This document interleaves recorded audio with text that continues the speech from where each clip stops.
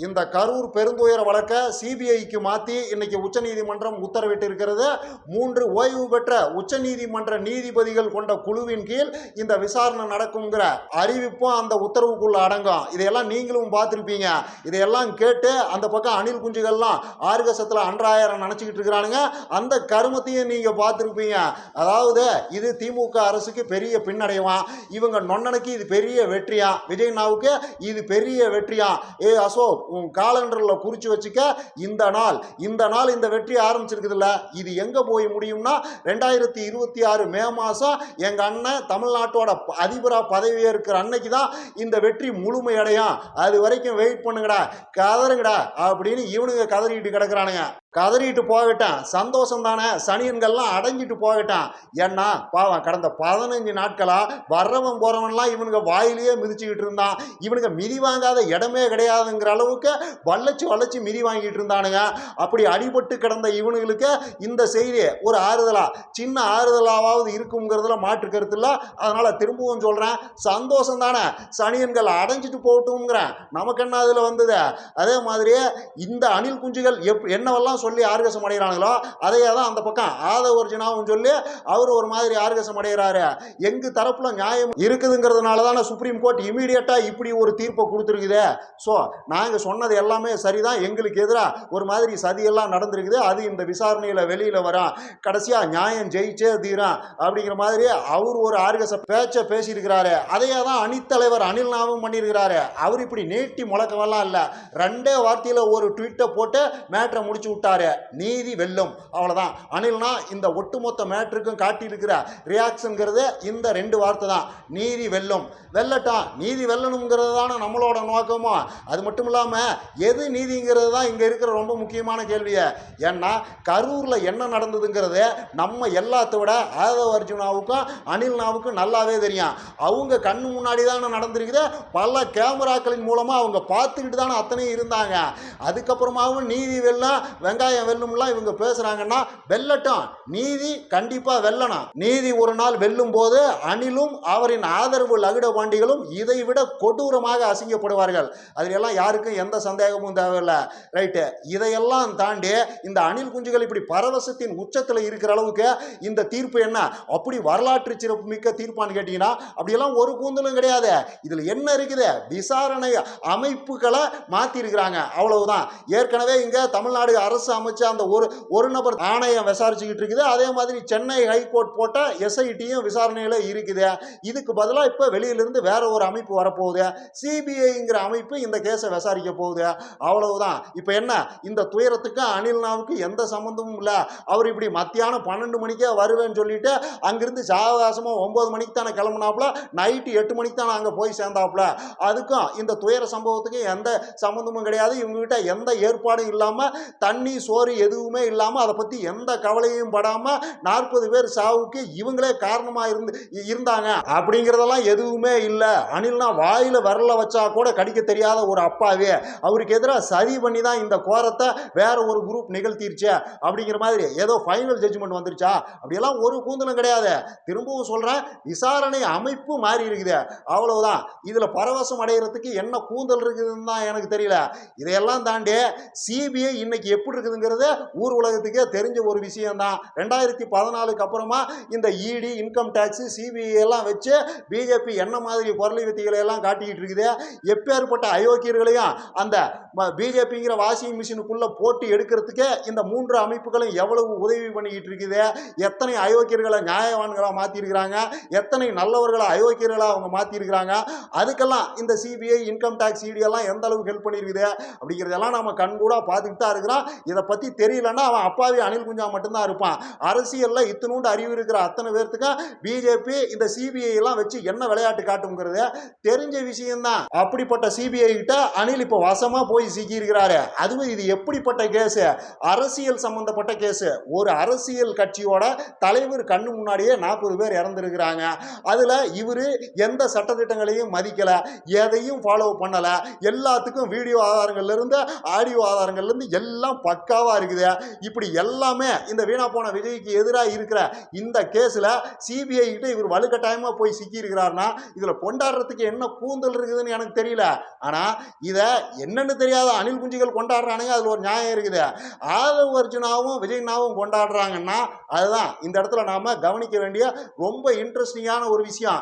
ஏன் இவங்க கொண்டாடுறாங்க? சிபிஐயின் கொடூரம் என்னன்னு இவங்களுக்கெல்லாம் தெரியாதா? அதெல்லாம் நல்லாவே தெரியும். அந்த அளவுக்கெல்லாம் அணில்னா அப்பாவி கிடையாது. மேட்ரு என்னன்னா, விஜய் பிஜேபி கூட போக தயாராயிட்டாரு. அவ்வளவுதான். பிஜேபி கிட்ட டோட்டலா அடிமை சாசனத்தை எழுதி கொடுத்துட்டாரு. எசமா நீங்க என்ன சொன்னாலும் கேட்கிறேன், என்னை எப்படியாவது இந்த கேஸ்ல இருந்து காப்பாத்தி கொடுங்க, நீங்க என்ன சொன்னாலும் அத்தனையும் செய்கிறேன் அப்படிங்கிற முடிவுக்கு அனில் ஆல்மோஸ்ட் வந்துட்டாரு. என்னை பொறுத்த வரைக்கும் 100% விஜய் பிஜேபி கூட்டணிக்குள்ள போக போறாருங்கிறத அடிச்சே சொல்லுவேன். ஆனா எந்த ஒரு விஷயத்தையும் அப்படி 100% சொல்ல முடியாது இல்லையா? அதனால 80% விஜய் அந்த கூட்டணிக்குள்ள போறதுக்கு வாய்ப்பு அதிகம். கண்டிப்பா போக தான் போறாரு. இதுல எல்லாம் யாருக்கும் எந்த சந்தேகமும் தேவையில்லை. அதாவது அடிப்படையில் விஜய் எல்லாம் ஒரு வெத்து வேட்டு, அரசியலை சமாளிக்கிற அளவுக்குலாம் விஜய் கிட்ட எந்த கெப்பாசிட்டியும் கிடையாது. சும்மா ஒரு ஆர்வத்தில் வந்து மாட்டிக்கிட்டாப்ல. எம்ஜிஆர், ஜெயலலிதா, இன்னும் என்டிஆர் இவங்கெல்லாம் சினிமா நடிகர்களாக இருந்து தானே முதலமைச்சர் ஆனாங்க. அப்போ நாம ஏன் ஆக முடியாது? நமக்கும் முரட்டுத்தனமான ரசிகர்கள் ஆதரவு இருக்குது தானே அப்படிங்கிற நினைப்புல என்னன்னே தெரியாம அரசியலுங்கிறதே இத்தினுண்டு கூட இல்லாம அரசியல்ல தன்னை காப்பாத்திக்கிறது எப்படின்னு எதுவுமே தெரியாம சும்மா குருட்டுத்தனமா வந்து வள்ளுவா மாட்டிக்கிட்டாப்ல. அவ்வளவுதான். சும்மா ஒரு 10-20 நாளைக்கு வெளியில போறான், திமுகவை வளைச்சு திட்டுறான், அவ்வளவுதான். நம்மள சிஎம் நாற்காலியில கொண்டு போய் மக்கள் உட்கார வச்சிருவாங்க. மற்ற இந்த கட்சி நடத்துற வேலையெல்லாம் புசி ஆனந்து பார்த்துக்குவாப்ல. அரசியல் ரொம்ப சிம்பிளா இருக்குது அப்படிங்கிற நினைப்புல விஜய் உள்ள வந்து மாட்டிக்கிட்டாப்ல. 1-2 மாநாடுகள்ல வலுவான கூட்டம் கூடுனது, அதெல்லாம் அவருக்கு பெரிய ஆர்கசத்தை கொடுத்துருக்குது. அரசியல் நெம்ப சிம்பிளாக இருக்கிறதே, நெம்ப சிம்பிளாக இருக்கிறதே நினைச்சு கரூர்ல போய் வசமா சிக்கிக்கிட்டாரு. இந்த விஜய்க்கு பிஜேபியோட ஆசீர்வாதம்ங்கிறது ஆரம்பத்துல இருந்தே இருந்திருக்குது. ஏன்னா இவர் திராவிட கட்சிகளுக்கு தானே த்ரெட்டா இருக்க போறாப்ல. பிஜேபி ஓட்டு வங்கியில் இவரால் எந்த டேமேஜையும் பண்ண முடியாது. அது மட்டும் இல்லாம பிஜேபிக்கு தமிழ்நாட்டில் இழக்கிறதுக்கு என்ன கூந்தல் இருக்குது. ஸோ பிஜேபி இவரை ஒரு மாதிரி ஆசீர்வாதம் பண்ணி அனுப்பிச்சு விட்டுருக்குது. இப்போ வள்ளுவா சிக்கினதுனால வளைச்சிக்கிட்டாங்க. குடுமையை வள்ளுவா பிடிச்சி தான் கையில் வச்சுக்கிட்டாங்க. அவ்வளவுதான். இதுல ரொம்ப முக்கியமான விஷயம் என்னன்னா, இப்போ சிபிஐ என்கொயரி கேட்டு கோர்ட்ல ஒரு 4 பேர் பாதிக்கப்பட்டவங்க தரப்புல இருந்து 4 பேர் பெட்டிஷன் போட்டிருக்கிறாங்க. அவங்க 4 பேருக்குமே தெரியாம அந்த பெட்டிஷன் போடப்பட்டிருக்குதுன்னு இன்னைக்கு அரசு தரப்புல வாதங்கள் சுப்ரீம் கோர்ட்ல முன்வைக்கப்பட்டிருக்குது. அதுக்கு சுப்ரீம் கோர்ட்டோட ரியாக்ஷன் என்னன்னா, அதை நாங்க தனி கேஸா விசாரிக்கிறோம், இந்த சிபிஐ என்கொயரியில அதுவும் சேர்ந்தே வரும் அப்படிங்கிற மாதிரி அதை முடிச்சு விட்டாங்க. இதுக்கு எதிராக அதிமுக ஐடிவிங்க இப்ப நெருப்பா வேலை பார்த்துக்கிட்டு இருக்குது. அது எப்படி அவங்களோட அனுமதி இல்லாமையே அந்த பெட்டிஷன் போட போச்சுன்னு எங்களை நீங்க குற்றம் சாட்டலாம் அப்படின்னு அதிமுக ஐடிவிங்க இப்போ ஒரு ஆளை பிடிச்சி, அந்த பெட்டிஷன் போட்டதுல ஒரு ஆளை பிடிச்சி அவரை பேச வச்சிருக்கிறாங்க. அவர் என்ன சொல்றாருன்னா, நான் தெரிஞ்சுதான் போட்டேன், என்னோட அனுமதியோட தான் அந்த பெட்டிஷன் போடப்பட்டுச்சு, ஆனா திமுக காரங்க என்ன மிரட்டுறாங்க, அப்படியெல்லாம் இல்லைன்னு சொல்லி மிரட்டுறாங்க, எனக்கு பாதுகாப்பு வேணும் அப்படின்னு அவர் ஒரு கதை சொல்றாரு. இதை அதிமுக ஐடிவிங்க வெளியிடுது, அதிமுக ஆதரவு நியூஸ் சேனல்களும் இதை பெரிய அளவுக்கு பரப்பிட்டு இருக்குது. இதெல்லாம் என்ன கதை? இதையெல்லாம் கோத்து பார்த்தா உங்களுக்கு ஒரு முடிவுக்கு வர முடியலையா? இந்த வெத்து வேட்டு விஜயை காப்பாற்றணும்னு அதிமுக காரங்களுக்கு அப்படி என்ன அக்கறை பொத்துக்கிட்டு ஒழுகுதுன்னு நான் கேட்கிறேன். எல்லாம் கணக்கு தான். இந்த கேஸ் சிபிஐக்கு போகணும், விஜயோட குடும்பங்கிறது நம்ம கையில் ஸ்ட்ராங்காக எப்பயும் இருக்கணுங்கிறது தான் அவங்களோட கணக்கு. ஏன்னா இப்போதைக்கு இந்த கேஸ்ல இருந்து தப்பிக்கிறதுக்காக விஜய் ஏதாவது ஒரு வாக்குறுதியை கொடுத்துட்டு அப்புறம் நாம தனிமையாக அதிபரானா என்ன, அரசியல் நெம்ப எளிமையாக இருக்கிறத அப்படிங்கிற நினைப்பு திரும்பவும் வந்து குறுக்க திரும்பிட்டார்னா காரியம் கெட்டு போயிரும்ல. அதனால இவங்களே அந்த கேஸை வலுக்கட்டாயமா சிபிஐக்குள்ள கொண்டு போறாங்க. விஜய் குடுமி காலாகாலத்துக்கு தங்க கையில் இருக்கிற மாதிரியே பார்த்துக்கிறாங்க. அவ்வளவுதான். விஜய் இதுக்கு தயாராக தான் இருக்கிறாரு. என்ன இவர் தான் அடிப்படையில் வெத்து வேட்டாச்சு. அதனால என்ன பண்றதுன்னு தெரியாம அவங்க கிட்ட வள்ளுவா சிக்கிட்டாப்ல. இந்த விஷயத்துல பிஜேபி ஒரே கல்லுல 2 மாங்காய் அடிச்சிருச்சு. ஒன்னு, இந்த சிபிஐயை வச்சு இந்த விஷயத்துக்கு பின்னாடி சதி இருக்குதுங்கிற மாதிரியே ஏதாவது தகவல்களை எலெக்ஷன் சமயத்துல அந்த மார்ச் ஏப்ரல் சமயத்துல லீக் பண்ண வச்சு அதன் மூலமா அரசின் மேல ஒரு அதிருப்தியை வெகுஜன மக்களுக்கு கொண்டு வர்றதுக்கு அவங்க முயற்சி பண்ணுவாங்க. இன்னொன்னு, இந்த வீணா போன விஜய டோட்டலா கண்ட்ரோல்ல எடுத்துட்டாங்க. இனிமே அவங்க சொல்றது தான் இவங்க கேட்கணும், அவங்க சொல்றபடிதான் இவங்க ஆடணும் பாடணும் எல்லாமே பண்ணணும். இனிமே பாசிச பாஜகன்னு ஒரே ஒரு வார்த்தை இந்த வீணா போன விஜய் சொன்னாலும் பாசிசத்தின் கோர முகம் எப்படி இருக்குதுன்னு அவங்க காட்டுவாங்க, இவர் பார்ப்பாரு.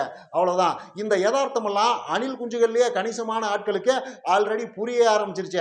அதனாலதான் அவனுங்க வேற மாதிரி உருட்டிட்டு இருக்கிறானுங்க.